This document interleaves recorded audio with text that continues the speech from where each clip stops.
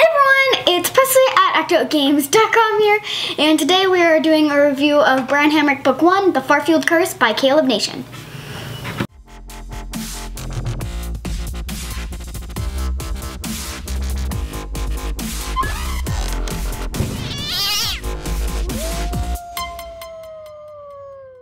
So, Bran Hambric is a book by Caleb Nation, who your first shout out was to Caleb. My first shout out was to Caleb. He's been a subscriber for a long time. I don't know how he found this. It's an amazing book.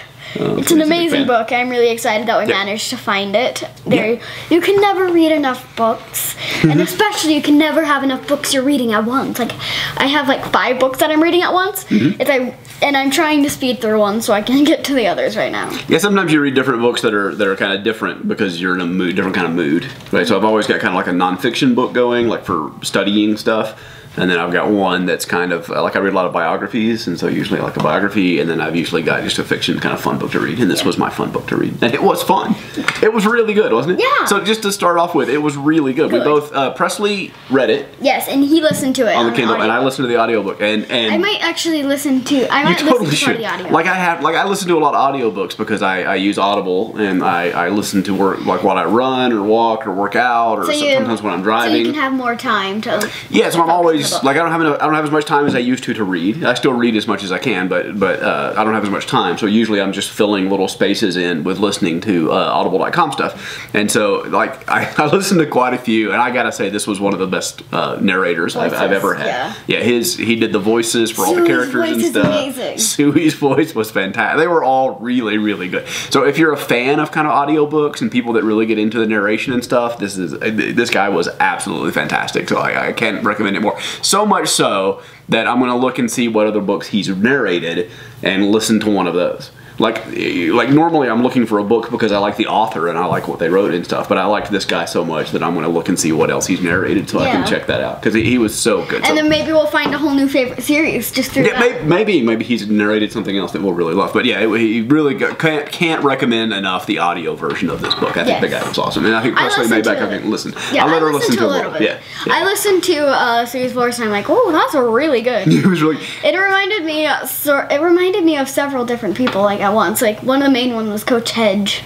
He was a little like Coach Hedge, yeah. And it's funny because in the book too, you know, he does Sui's brother's voice, and they're similar, but they're different. Like you could tell they were brothers by hearing the voice and stuff. He was so good at doing. Like it was really good. I'll let you listen to his brother's voice. Yeah. Okay, so why don't you tell us a little bit about what Farfield Curse is about? Farfield Curse. I'm sorry. Yeah.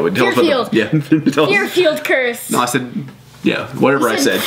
Tell us a little bit about what the Farfield Curse is about. Okay, so the Farfield Curse, not the Farfield Curse itself. Yeah, let's not talk about the Farfield Curse because that'd be pretty spoilery. So let's talk about the book. Yeah. So the book is about our main character, Bran Hambric, which for some reason before I read the book I thought it was Brian Hambric, which makes it really hard for me to say the title. Like I really want to say Brian Hambric, but I know it's Bran Hambric. I don't know why I really want to say. Easier for me because I heard it, like, 20 times. A million times. Yeah. Go ahead. And your name's Brian, so that might be why I want to say Brian. Anyway, Bran Hambric is our main character, and he lives he's an author. He was found in a bank vault. That's right. Just in a bank vault with no one else and a note.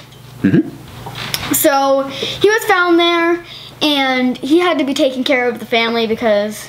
Yeah, they got this like law, right, that says that if you find a baby, you're responsible for it, kind of. Yeah. Right? He wasn't a baby. I think he was 6. Is that right? Do you remember? I think he was 6. I don't know. So he was like 6 years old when they found him, but they've got this law that like if you find an orphan, then you're suddenly responsible and you have to take care of them. Yeah. There's a lot of weird sort of laws that go on with things. Like no gnomes. No gnomes. No gnomes. And no mages. No gnomes and no mages. Right. Or hog homes. Hog homes. Whichever it may be. Hog homes. Yeah, right. Okay, so keep going. So Sui and his family find Bran and they have to take him in. Yeah, and they have to take him in, and they don't really like him. They seem to like him more than like at the beginning I kind of thought that too, but they kind of seemed to like him a little more. Yeah, they were just kind of, I think they were more just kind of annoying people. Like I don't think that they had something really against Bran. They're just annoying people. Yeah, they're just kind of annoying, self-centered kind of people, right? So it's not like they hate Bran. Yeah, right. So like Harry Potter, right? There's obvious comparisons between Harry Potter. You can't avoid it, right? But like Harry Potter, like they didn't like Harry and they made him live under the stairs. Like all that stuff was going on. I don't think it was like that at all. I think that they were were just kind of pretty self-absorbed people that didn't really like anybody. Didn't really like anybody. Yeah. But you could kind of tell they took a little bit of disliking to Bran. Like, I think the biggest disliking. they felt like he was a responsibility that they didn't necessarily need. Right? Yeah. I think they sort of resented him for being that kind of. Yeah, it's not like they hated him or anything. They just kind of took a disliking to him. I agree. Okay, keep going. Anyways, Bran lives in the house. Yep. And then a burglar gets in. So he goes on the roof and he's burglar watching with Suey. Suey. That's right. His sorta dad, I guess you could say. We'll just go. Yeah, his dad. That's fine. His stepdad. Yes, his stepdad. Yeah. Dad. Suey. Dad person. Yep, right. Dad person. Suey. So he goes out and he's burglar watching and he runs in and this creature gets on the roof called Shambles, he calls himself. And he drops a piece of paper that connects to the one that he was found with. Yeah, about his mom. About his Bran's real mom. Yes. Right. Yeah, and that just starts this sort of chain of events that leads to Bran realizing that he is a mage, that he has magic powers, and then he sort of learns about his past and who his mom was, and this conspiracy, the Farfield curse that she was so wrapped up into.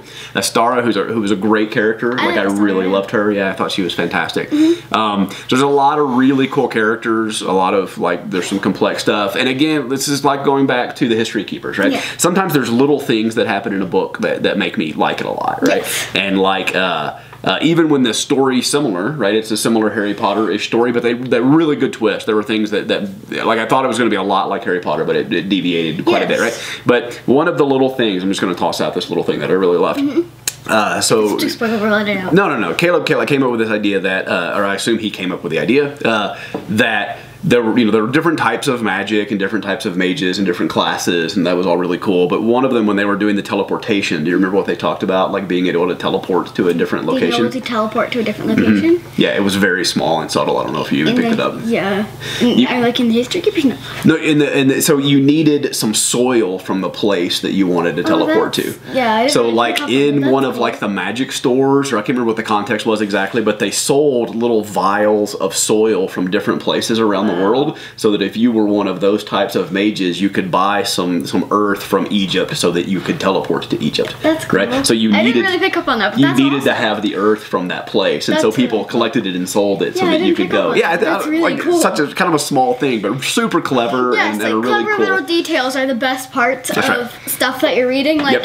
If I've learned a lot from reading in my writing of the books, and I've decided that I want to put in little details that people wouldn't pick up on at first. I think this book was full of those things. Yes, right? I really I was super impressed with the level of detail in the world and the little touches like that made it super cool. And I loved the little gnome. Yeah. What's his name again? Poland. I loved Poland. I thought he was the characters are really cool and engaging. And I found myself the good sign of it, right, is that I kept popping my headphones in and playing it. Yes. Anytime something was going on, and I would get I would use it when I was driving somewhere, and when I would get there, I would sit in the parking lot for 5 minutes because I wanted to hear kind of what was going to happen next, which is usually a pretty good sign. So I was fully engaged. Yeah. So tell me some of your favorite parts that aren't too spoilery. Okay, some of my favorite parts that aren't too spoilery. Well, my first favorite part is Astara as herself. Yeah. Just Astara was probably my favorite character from the book. I can't really decide. I'm not good with favorite characters unless it's Sirius Black. I figured she might be. Yeah, she's a pretty. Not all of the moments where Astara is in, she's just a really cool character that it was really immersive to me. I really liked the Astara as a character, and I constantly just want to know more and more and more about Astara, no matter what. Yeah, hopefully we're both going to read the second book here pretty quick, I think. So we'll learn more. I'll just zip through that book too. I bet. Okay. What else? I'm reading hours a day. So. Anything else that jumps out at you? Anything else that really just... Well, now I'm just kind of listing off my favorite characters. Okay. But I know all of Astara's moments, whenever Astara is in the plot, it's pretty good. Agreed. As well as, I really like the whole Addie. Yeah, that was really, again, a really cool sort of complex relationship. And I totally agree. Yeah. I really liked the whole Addie thing going on. Yeah, I don't know if it's too spoiler to say Addie stuff going on. Yeah, we probably won't talk too much about what it was, but that piece, Addie. Her whole plot line weaving in and out and stuff. Yeah, I totally agree, right? She was in the hero's journey thing, right? She was the teacher that showed up that kind of helped and stuff too. Yeah, those pieces. Yeah. I thought she played a couple of roles. We call it the Chiron. Yeah, the Chiron. That's exactly right. The Chiron. Yeah. So yeah, obviously we don't want to run too long like we always do on these. But yeah, I can't recommend it more. Yeah. Definitely go pick it up. Your favorite ones? Well, like I said, like the little touches were the things that really I thought were really fascinating, right? And then like a lot of the moments in the writing that I thought were really cool, and the story wise and the story structure wise are too spoilery for me to talk about. Like some of the sort of the twist at the end when it deviated from a lot of the Harry Potter-y stuff, right? When it felt like it was going to be super Harry Potter-y in some ways, but it sort of twisted and morphed into something else, and I can't talk about how because it would be way too spoilery. But yeah, there's a lot of both like details and story structure, like the writing. That's like mixed in together really well. Yeah, because like you write and I write, and so I think we both sort of respect good story structure and the way a story's told, and the little details and the character complexity and stuff. I learn from books. Yeah, of course you do. I learn on my writing a lot. I was just telling Mommy today because you wrote really well for your writing class today, and I think a lot of that is because of all the reading that you've been doing. Did you read the more you read, story? I listened to it. I was sitting on the couch while you were doing the class, so I listened to your thing. So the more, I think the more you read, the better writer you are. And this was really good. I actually learned a lot of it from Rick. Yeah, I bet you did. I actually learned a lot of it because whenever I can't think of what to add in the story, I just think, what would be funny to put in the story? What would make the people like this story? Always and then a safe bet. I can pretty much always come up with that, which is really fun. Yeah, cool. Okay, so again, can't recommend it enough. Definitely check it out. It's a quick read. You should be able to tear through it pretty quickly. And kudos to Caleb Nation. Like I picked it up because he wrote it and because he's been a subscriber on the channel and sort of said good things and didn't really know what to expect. I just kind of grabbed it, and we always like to see his comments and stuff, and was blown away by it. Thought it was fantastic. So real fast, just something about books in general. This is one of our favorite things to do in books. At least it was our favorite thing. We haven't done it in a while. Oh yeah. Yes. We would read a book together, like we would read Harry Potter and stuff. And we did this typically like after I finished a chapter, I'd read before bed, and then right before bed, you would come in and we would talk about what we thought the character looked like. It's so amazing to see. So good that you mentioned that though, because one of the things I was going to say again before we go too awfully long was that I know exactly what I think all these characters look like. Yes, I know. Like more so than a lot of books I read, and I don't know what it was that sort of Caleb did in his writing, but especially like Suey, I can so picture exactly what I think Suey is. So we'll do that tonight when you go to bed. We'll lay down and we'll talk through what we think all the characters look like. Because I totally know exactly what I think all these people look like, which is another good sign of the writing. I think that's it's a good sign to know what they look like, and it's awesome because it's so mind blowing to see how another. I wonder how different they're going to be. Yeah, because to me, I can't imagine that you picture them any differently because the way it just seems natural. But yeah, I bet you do. I bet they're different. We picture them like so differently. It's mind blowing. Yeah, it's like I see a white and gold dress and you see a blue and black one. Yeah. It's like that. Okay.